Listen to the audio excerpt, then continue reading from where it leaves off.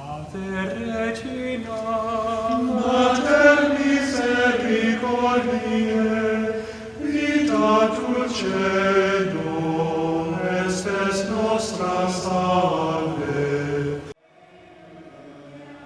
One does not live on bread alone, but on every word that comes forth from the mouth of God.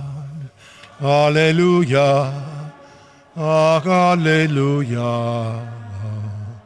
Alleluia. The Lord be with you. A reading from the Holy Gospel according to St. Matthew. When Jesus heard of the death of John the Baptist, he withdrew in a boat to a deserted place by himself. The crowds heard of this and followed him on foot from their towns.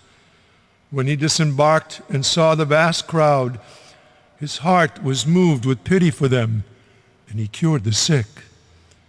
When it was evening, the disciples approached him and said, "This is a deserted place, and it is already late. Dismiss the crowds so that they can go to the villages and buy food for themselves." He said to them, "There is no need for them to go away. Give them some food yourselves." But they said to him, 5 loaves and 2 fish are all we have here." Then he said, "Bring them here to me." And he ordered the crowds to sit down on the grass. And taking the 5 loaves and the 2 fish, and looking up to heaven, he said the blessing, broke the loaves, and gave them to the disciples, who in turn gave them to the crowds. They all ate and were satisfied. And they picked up the fragments left over, 12 wicker baskets full. Those who ate were about 5,000 men, not counting women and children. The Gospel of the Lord.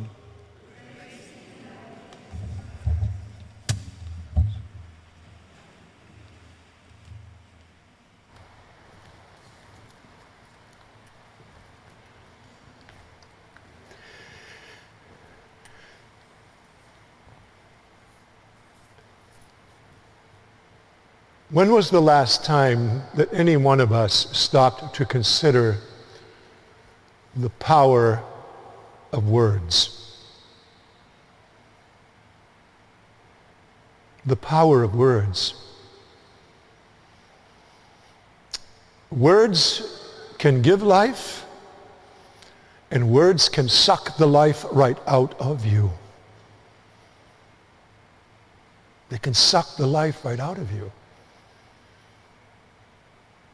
And yet it's so important to be very careful of the kind of words we use, especially when we're speaking to and with other people, most especially children, because they have an effect. Words even have an effect on God. Did you listen? In the first reading, when the people were complaining, it made God angry. And the effect of those words of complaint were sucking the life out of Moses to the point where he said, "I can't take it anymore.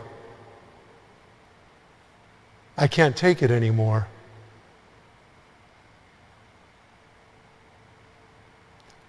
And words are so important.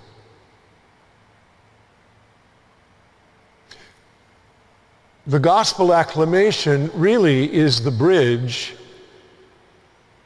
from the first reading from the book of Numbers this morning to the gospel. Man does not live on bread alone, but on every word that comes forth from the mouth of God. And so it is imperative that we hear the words of the gospel, because they are the words of life. It is imperative that we listen to the words of the gospel because they are the words of life. Because after Holy Mass, you and I are going back out into the world, and we have to deal with what's out there.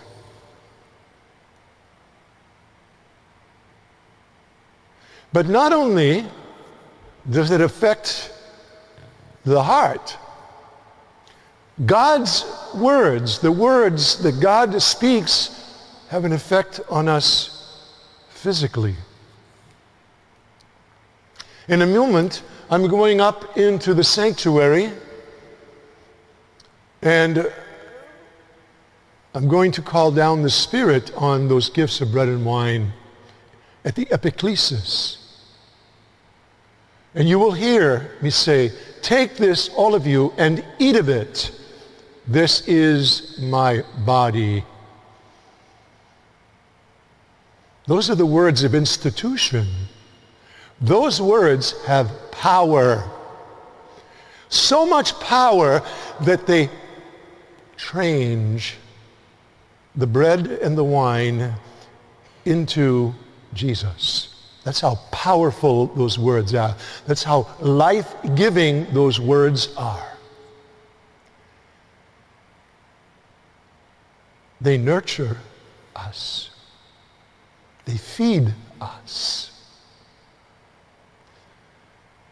Man does not live on bread alone, but on every word that comes forth from the mouth of God.